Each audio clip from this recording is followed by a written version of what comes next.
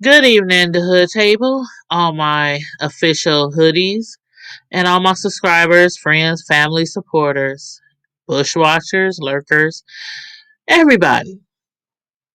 Thanks for tuning in. Please make sure you like the video, share the video, and subscribe to the Hood Table. Please and thank you very much. And you can also follow us on Facebook, IG, Twitter. Now, a lot of you have been following me from my other YouTube channel, Tyann's Primetime TV, and on over to the Hood Table.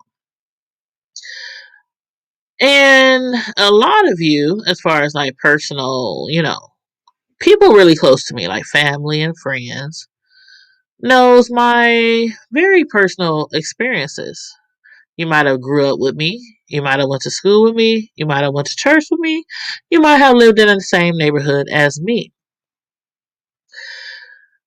Um, a lot of people who are really close to me knows about things that I have been through. I don't usually make things that I've been through that are really sensitive public to a lot of people. But there has been a lot of things going on locally, nationally, other things that I have heard happen to friends of mine or their children or their grandchildren or different just stories documented in the media in regards to child abuse and child predators. And we have actually on the Hood Table even have had discussions about predators, um, children who are victims of child abuse, sexual assault. So I finally decided to discuss some of the things that I have personally actually been through myself when it comes to predators and childhood assault or abuse. And I decided to discuss it publicly on my YouTube channel. So, this first story, because this is part one of this series, this first story that I'm going to discuss takes me all the way back to around a preschool age. Actually, I think I was probably like around kindergarten or somewhere around that time. But anyway, my mother and I, we stayed in the projects, and that was off of 30th. Of course, some of y'all know I'm from Omaha, Nebraska, in the Midwest. And we stayed on 31st and Parker Street. There used to be a Head Start across the street. There used to be a gas station called the Gin across the street. This was a long time ago. Those projects are no longer there. But yeah, we used to stay in Pleasant View West.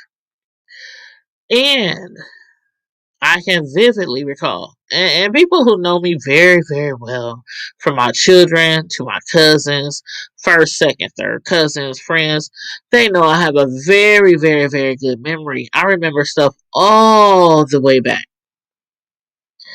So, this memory is of me around about, I want to say, preschool, kindergarten age. And my mother and I used to stay again in the Pleasant View West projects off of 30th and Parker.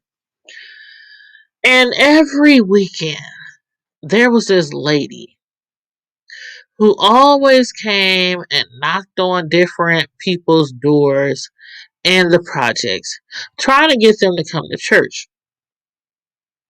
She would hand out tracts, she would hand out information on their church services, and my mother would always decline. She would always decline on attending the services the next day because Mind you, the lady always came on Saturdays. And of course, church was the next day on Sunday. She wasn't a Jehovah Witness. It was actually a Pentecostal church. And actually, the name of the church was called House of Prayer. And it was located off of 41st and Charles Street. So the lady, every weekend, she would go through the projects and wherever else she would travel to. And she would try to get people to come to church the following day on a Sunday. And my mother, after declining over and over and over and over again, she finally accepted the invitation. Now, me being so young, it wouldn't have made me a difference. I'm like, I wasn't used to going to church at that young. I was just used to being at home with my mom. My mom was she was a single parent. Um, my father, at that time, he wasn't really involved in my life.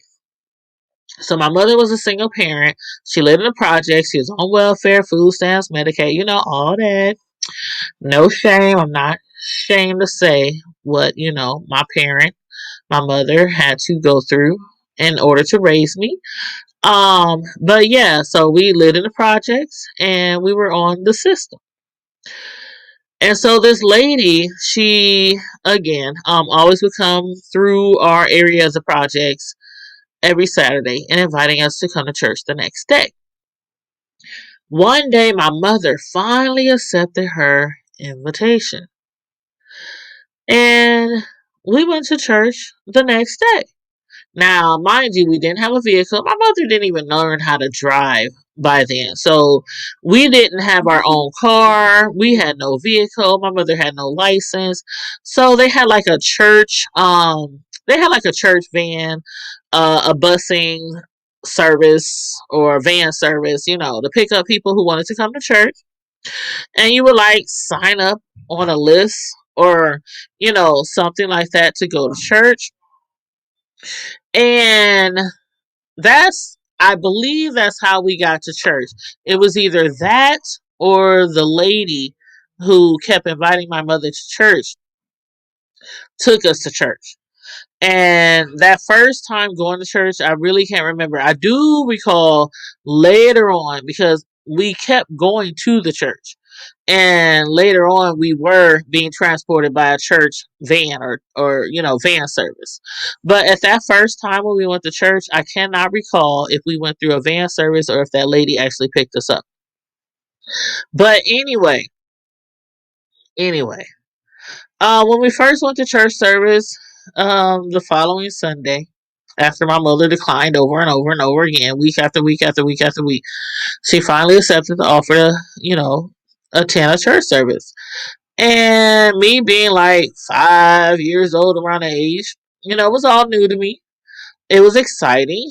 It was actually one of those churches where it was run by a white pastor and his white wife, but it was a lot of black people who attended the church service. So it was a lot of stomping and shouting and speaking in tongues and, all that. So I kind of enjoyed it. My mother enjoyed it. I enjoyed it. And we continued to go to the church. Now, I want to say maybe a couple of years into attending that church. Everything was fine. I was meeting new friends. I had actually joined the kiddie choir. I was really young. That's when I started my little singing in the church choir, like 5, 6, 7, around that age, and singing at the Christmas events and the Easter events, and if you were small and raised in church, you know what I mean.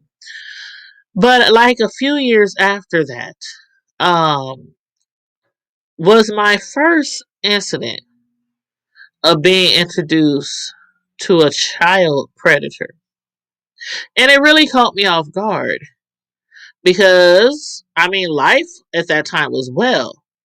Although I stayed in the projects, although my mother survived off the system, food stamps, welfare, uh, WIC, subsidized housing, all that and more. I never really been introduced or around a predator. So again, I'm going to say it was approximately around the age of maybe 7-ish. And one day in church, same church, House of Prayer, 41st and Charles Street, Omaha, Nebraska. One day in church service, I had to use the restroom. And I told my mother I had to use the restroom. And she was like, okay, just as any other time, if I had to use the restroom. Because, they have like, most churches, they have like a children's church, teen church, Sunday school, different Sunday school classes for different age groups.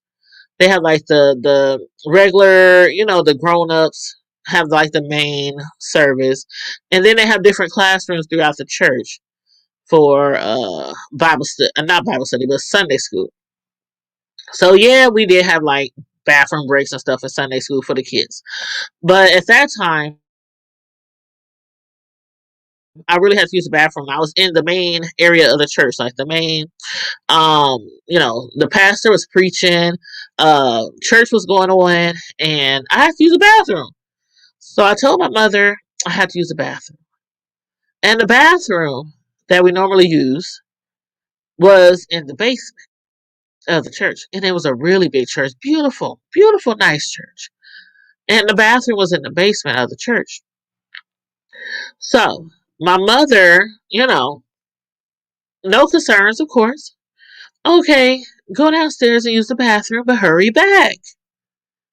So I go downstairs to the bathroom and I'm walking down the stairs, just like any normal day at church. I'm just walking down the stairs to get to the bathroom.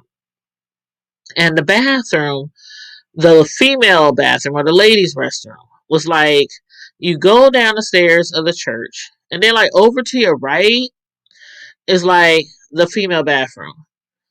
But you have to go down the stairs of the church and then you have to kind of like cross a walkway, not a walkway, but like a hall or like if you were to turn left, you would go into like another main part of the church where there was a pool for baptisms, things like that. And yes, I was baptized at that church, but it was, like a smaller church area in the basement.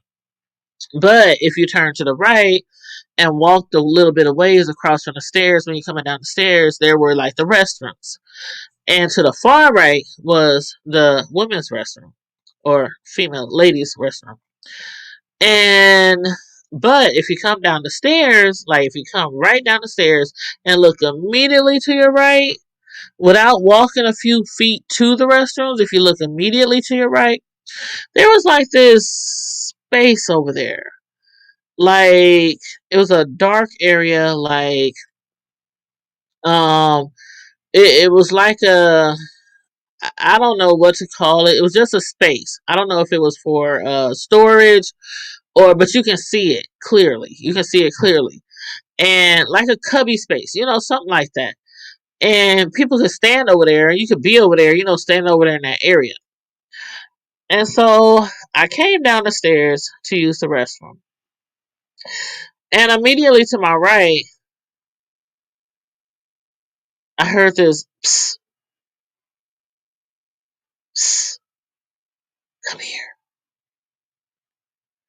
And I'm like, what the? Am I hearing? I'm tripping. I'm hearing, what? So I start walking towards the restroom. Psst, psst, come here. And I'm like, what the? And it is dark. It's dark. So I'm looking, I'm like, what the? Hold up. I know you. You're my friend's brother. Older brother, that is. A good friend. Somebody I really like hung around with. Like I was like 7 years old at the time, but I had friends by that time. We had been going to the church for a couple of years. So I had friends at that time. And, in the church. And so I'm like, what the, and of course, when I say older brother, the older brother was older by years, right? Because we were only like around 7. So I'm like, what the, what do you want? And that's what I'm thinking in my head, like, huh, what? And so the guy, he's like, come here, come here. He's summoning me to come here. He's using his hands and he's telling me to come here.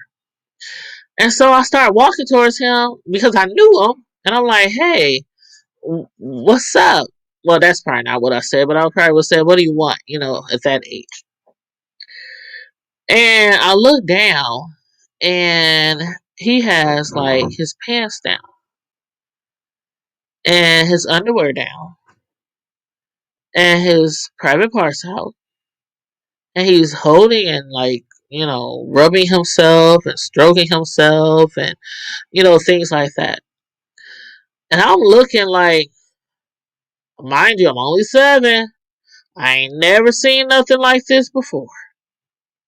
So I'm looking like, what is the world is going on? He's just like, come here, come here, come over here. And something inside me was like, this isn't right. This is not right. But I didn't know for sure. I was just like, this is not right.